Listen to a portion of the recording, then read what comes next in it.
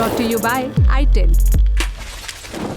Deep seek का नाम आपने अब तक बारंबार सुन ही लिया होगा। चीनी कंपनी का एआई मॉडल है और फंसा के कहें तो चीन की कंपनी डीप सीक का एआई पावर्ड चैटबॉट है। माने चैट जीपीटी टाइप ऐप है, लेकिन उससे सस्ता क्या होता है, वो फ्री है, ओपन सोर्स है, फिलहाल चैट जीपीटी से आगे चल रहा है।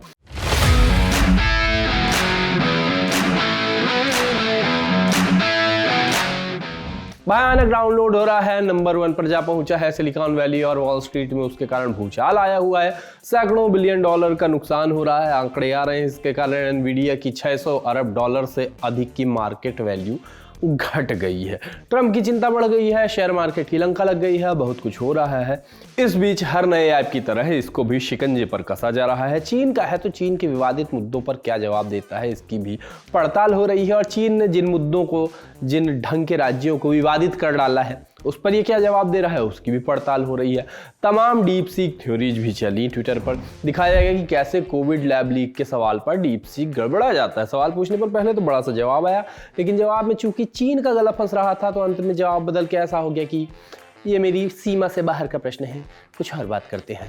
कहा गया कि डीप सीक एक फर्जी चीनी नैरेटिव है, जिसे FUD मतलब फियर, अनसर्टेनिटी और डाउट पैदा करने के लिए बनाया गया है। यह नैरेटिव जल्द ही बेनकाब होगा और बाजार इस शॉर्ट टर्म मैनिपुलेशन से उबर जाएगा। दिखाया गया है कि कैसे डीप सीक थियानमेन चौक पर पूछे गए सवालों के जवाब दिखाता है और फिर गायब कर देता है, जैसे कि पहले भी लोगों ने देखा था। लोगों ने सबूत डाले कि डीप सीक R1 सभी भारतीय राज्यों का नाम नहीं ले सकता, क्योंकि ये 3 पूर्वोत्तर भारतीय राज्यों अरुणाचल प्रदेश, असम और नागालैंड के बारे में बात नहीं कर सकता है।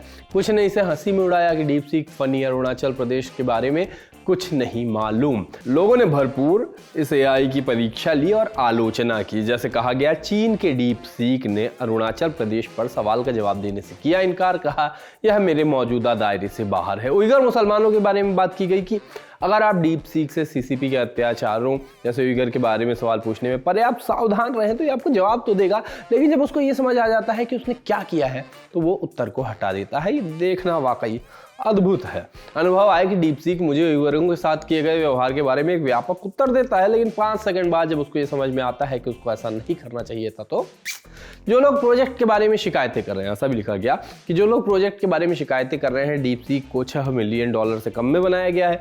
कई भारतीय स्टार्टअप्स को इतनी रकम मिल जाती है तो पैसे को समस्या नहीं होना चाहिए। सवाल यह है कि क्यों भारतीय, अब जो भारत में रह रहे हैं, ऐसा बताया गया, एआई रेस और समान नवाचारों में शामिल नहीं हो रहे हैं, ऐसा भी सवाल आया। मॉर्फिन के साथ जो किया डीप फेक ने, शेयर मार्केट के साथ वही किया डीप सीक ने। डॉलर की मजबूती, बजट की तैयारी, विदेशी निवेशकों की भारी बिकवाली के चक्कर में शेयर मार्केट लाल है, पूरा ठेला लाल है हो पड़ा है। सोशल मीडिया ने सीखा है कि कुछ भी बढ़े या घटे, करो चुटकुलेबाजी। काव्य संग्रह के 67वें पन्ने की कविता जैसी बातें चली। सूखती सरूखी एकदम उक्ति लिखती गई कि पुरुष जाति का सबसे कठोर अंग है उसकी आंखें, जो शमशान से बिना रोए लौट आती हैं, किंतु शेयर मार्केट में लाल पोर्टफोलियो दिखने पर बह पड़ती है। वाह, बिंब है भाई, बिंब है। बुल से कहा गया, उठ जा भाई वरना बहुत लोग ऊपर उठ जाएंगे। अर्थशास्त्र और समाजशास्त्र की कक्षा लगाई गई और कहा गया, अर्थव्यवस्था, रुपया, शेयर मार्केट, कंजप्शन, डिमांड, उत्पादन, उद्योग, व्यापार, दुकानदारी, रोजगार, आमदनी, बचत, नैतिकता, शालीनता, सभ्यता, दयालुता, मानवता, सद्भावना, सौहार्द को सौहार्द बोलेंगे, कंफ्यूज हो जाता हूँ ये शब्द बोलने में, ईमानदारी, राजनेता, आम जनता, सब डुबकी लगा रहे हैं। सॉल्यूशन बताया गया कि अभी के हालात में यह चश्मा लगाकर ही शेयर मार्केट में ट्रेडिंग करे, हरा चश्मा। आंध्र में सबसे जरूरी बात कि निर्मला सीतारामन को टैग करे का संभव लेकिन सेंसिबल किस्म की मांग हुई। कहा गया, मैम आपसे अनुरोध है, अगर आप भारत के शेयर मार्केट की बर्बादी रोकने चाहते हैं तो प्लीज़ यूट्यूबर सबको बैन करो मैम। कोई भी आके यूट्यूब पे शेयर मार्केट के बारे में कुछ भी बोलता है और फिर वीडियो वायरल हो जाती है और शेयर मार्केट में बिकवाली शुरू हो जाती है। इन दिनों यूट्यूब में बस रोस्ट ही रोस्ट चल रहा है, वो शेयर मार्केट वाले ज्ञान के अलावा। हर इंसान रोस्ट कर रहा है। मीम पेज इनकी क्लिप्स लगाकर कॉमेडियन को हेजिटेट करने के लिए कहते रहते हैं। रोस्ट के इस दौर में आशीष सोलंकी का roast show pretty good roast एक बार फिर से आने वाला है, मैंने इस शो का दूसरा सीजन। आशीष सोलंकी ने इंस्टाग्राम पर स्टोरी लगाकर इसकी जानकारी दी। देखते हैं इस बार कौन इनको कानूनी मैंने कुछ नहीं कहा। चलो, क्रिकेट कितनी तरह से खेला जा सकता है? आप 3 फॉर्मेट बोलेंगे, टेस्ट, वनडे, T20, है ना। अगर आप ये कह रहे हैं तो आपसे ज़्यादा भ्रम में कोई नहीं है। क्रिकेट का एक ऐसा फॉर्मेट है जो खूब खेला जाता है, खूब पसंद किया जाता है। इसको अगर अभी ले आया जाए तो क्या विराट, क्या रोहित, क्या शेन वॉर्न, क्या गिलक्रिस्ट, क्या गिलस्पी, क्या रॉबिन सिंह, क्या नयन मोंगिया, क्या दिनेश मोंगिया, सब फेल हो जाएं। इस क्रिकेट के हीरो बने हम और आप। मोहल्ले में सकरी गलियों में 2 BHK के फ्लैट्स में, सोसाइटी के छोटे से पार्क में क्रिकेट खेलने वाले लोग इससे पहले किसी भी खिलाड़ी के फैन क्लब से भड़के आपको बता दे कि 1 टिप 1 हैंड खेल लेना सबके बस की बात नहीं होती है। और कुछ लोग इसको 1 टिप 1 हैंड कहते हैं, वो भी खेल लेना सबके बस की बात नहीं होती है। बहुत मेहनत, लगन और धैर्य चाहिए इसके लिए। आप खुद ही देख लीजिए शैलेंद्र नाम की यूजर का ये वीडियो, जिसमें केवल एक दिन में 3.76 करोड़ से ज़्यादा व्यूज हैं।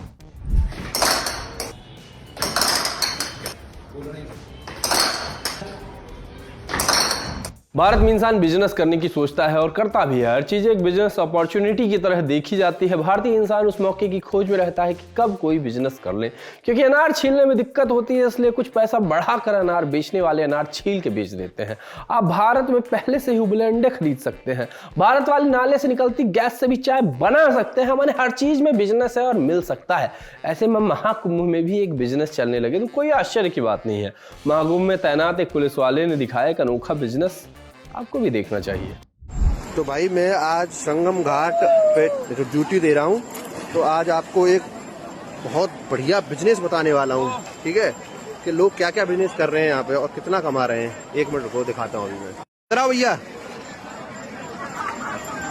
निकाल के दिखाना है इसको, क्या है इसमें। अरे वाह, देखो यार कितना पैसा है। तो एक बार में कितना निकल आता है इसमें? एक राउंड मारने में 200-250 रुपए आ जाता है।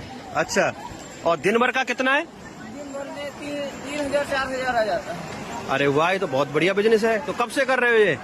जब से कुल मेला लगा है तब से। तो भाई देख रहे हो, अगर आपको भी यही बिजनेस करना है तो घर में रजाई में मत सो, ठीक है, रात को यहाँ भैया की तरह मेहनत करो। और देखो कितना कमा लिया, देखो कितना है, कितना पैसा है, देखो। चलो भैया ठीक है भैया, करो खूब बढ़िया पैसा कमाओ खूब। सोशल लिस्ट में अब बारी पिक ऑफ द डे की, और पिक ऑफ द डे में आज है एक काम की बात। सड़क पर गंदगी ना फैलाएं, शहर को साफ रखें। आप किसी भी शहर जाएं, आपको इस तरह के स्लोगन दिख जाएंगे। लोगों से सफाई की गुहार लगाती है स्लोगन। बस एक रिक्वेस्ट करते हैं कि प्लीज सड़क पर गंदगी ना फैलाएं। ना सरकारों की कोई सुनता है, ना ही स्लोगन की। सड़क पर गंदगी फैलती है तो कोई कुछ बोलता भी नहीं। संदीप नाम के एक यूजर का एक वीडियो वायरल है। वो देखते हैं कि एक गाड़ी से लगातार कूड़ा बाहर फेंका जा रहा है। यूजर आगे बढ़कर गाड़ी रुकवाते हैं और अंदर बैठे लोगों को समझाते हैं कि इस तरह से गंदगी नहीं फैलानी चाहिए। अंदर बैठे लोग कहते हैं कि बच्चे को वॉमिटिंग हो रही थी, जिस पर यूजर कहते हैं कि उसको ये सब बाहर करवाना चाहिए, ना कि सड़क पे फेंक देना चाहिए। वीडियो के अंत में यूजर बताते हैं कि हिमाचल में आप आते हैं तो सुंदर सी यादें लेकर जाते हैं, मगर बदले में कचरा छोड़कर जाते हैं। ऐसा ना करें, ये रिक्वेस्ट आपसे भी है। आप लोग भी बिल्कुल ऐसा ना करें। बाकी आज के शो में इतना ही। आज सूचना है नहीं, फिर भी बता देता हूँ कि मध्यम वर्गीय का दूसरा एपिसोड संडे को आएगा। तैयार है ना? मैं चला, टाटा।